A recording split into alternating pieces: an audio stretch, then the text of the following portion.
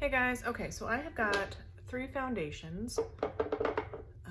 The CoverGirl Outlast Extreme Wear 3-in-1 foundation, full coverage SPF 18, sunscreen, all that. This one says new. I heard someone had mentioned something about this foundation to me, and I didn't realize it was this one. Like, I've seen this out for a little bit of time, but because it wasn't on the Ulta website as a new product, I just assumed it was not as new. Like, you know what I mean? I just assumed that I had already done it, or I don't know what happened. So somehow this one fell through the cracks. So we're going to talk about that one, not today.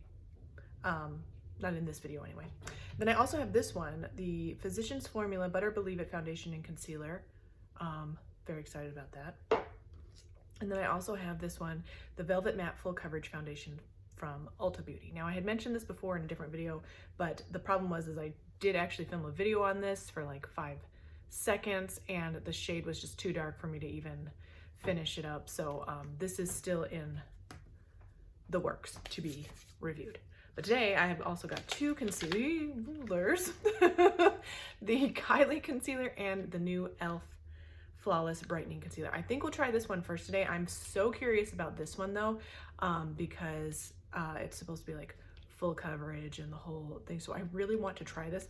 I might get 3 videos out of today's filming session just because I want to try this so much today. We'll see what happens. This one I think I'll put up first at least because it's the newer of the 2. So, all right. And as you may know, I always put the disclaimer, I've got cats in this house, and right now they were sleeping like 2 minutes ago, but once they started to get up and start to get a little spunky, I kicked them out because they act crazy while they're in here. So you might hear or see, like at the door down there, they're playing with their little toy, and you might see a paw come in and start batting around, but that's that. And if you hear a sound, that's what it is. Okay, so let's go ahead and start off with this concealer today. This, again, is the e.l.f. Flawless Brightening Concealer in the shade Light 26N with neutral peach undertone. Now, just from the shade of this, I feel like it's going to be too light and too bright. I feel like it's going to make my under eyes gray, which I'm not the biggest fan of, or a fan of at all, actually. I've had in the past people ask me, why when you put the concealer on, why is it green? It's not green. It's because all of the hyperpigmentation around my eye is so dark that if I put the wrong shade of concealer, and it's pretty finicky, it can be the wrong shade, it can be the wrong intensity, too light, too bright, and it'll react with the skin underneath and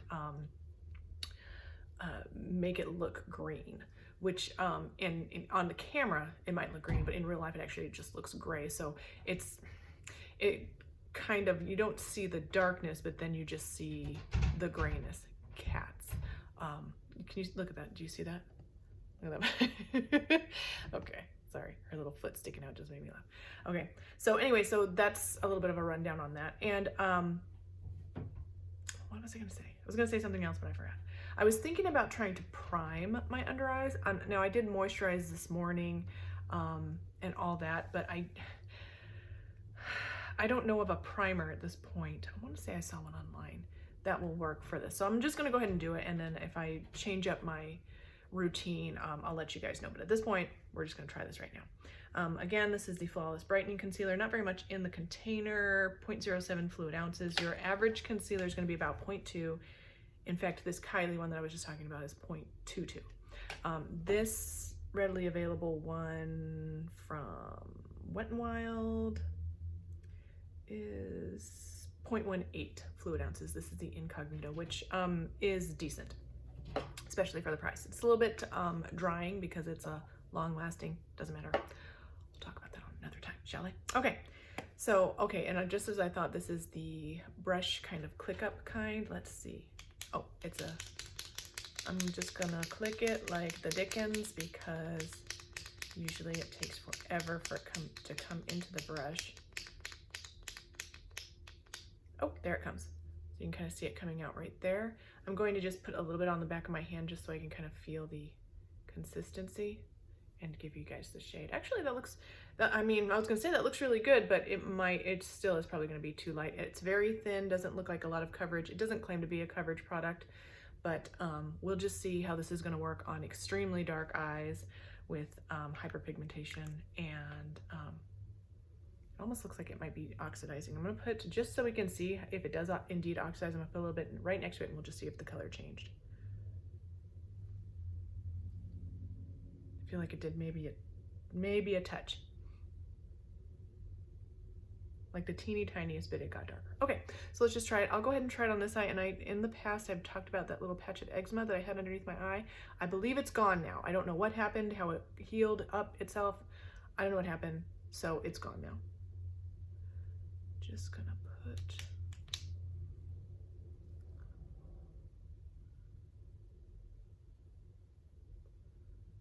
this says it's a brightening under eye concealer. So what I'm hoping for with this product is that we get some coverage, but I'm not expecting anything more than maybe just like no makeup day kind of coverage. But at least since I'm trying it on camera, you guys can kind of get an idea of what the coverage is indeed like. I'm going to use my Flower Beauty angled, I think it's called angled concealer brush, or it's an angled something brush. It's really good for concealer.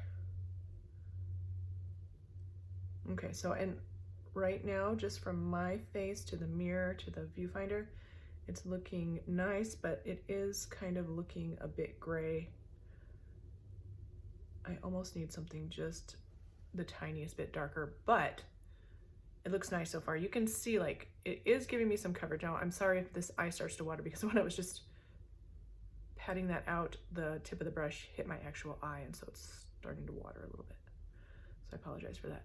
It is a little bit like reflective, but not too much. I'm gonna leave this eye blank because I'm gonna do some other videos today, at least one other. I'm going to get a tissue and just dab that eye because I don't want the tears from my eye to ruin the concealer.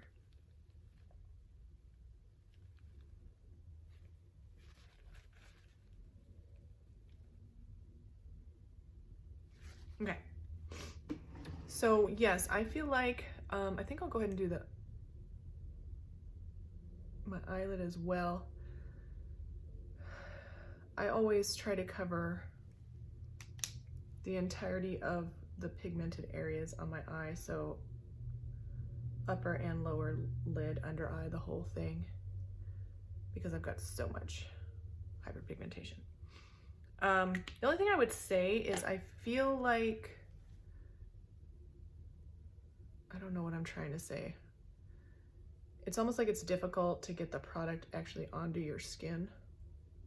Not that it's difficult to come out, but it's just really, maybe it's just the fact that it's just very, very thin, very low pigment.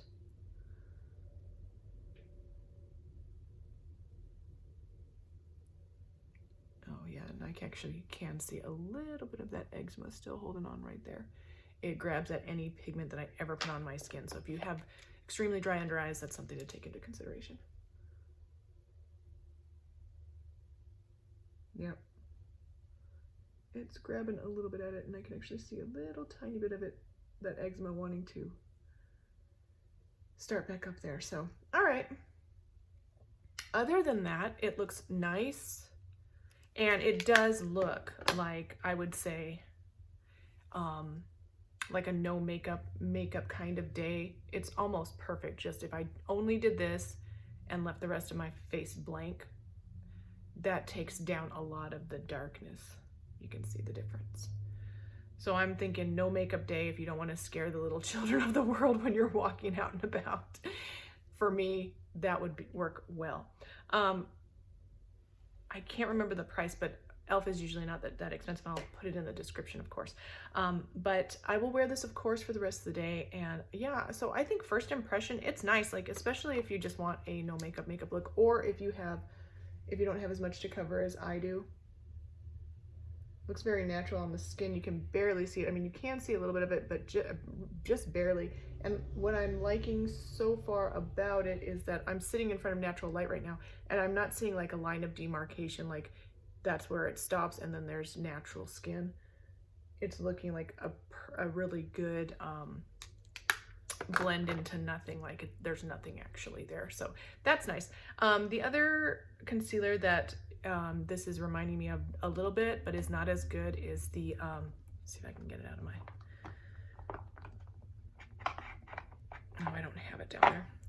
Ah, here it is this one. This is the Bare Minerals Correcting Concealer in the shade Light 2. It comes in a little pot like this, and it is this shade. So let's just get the shade comparison.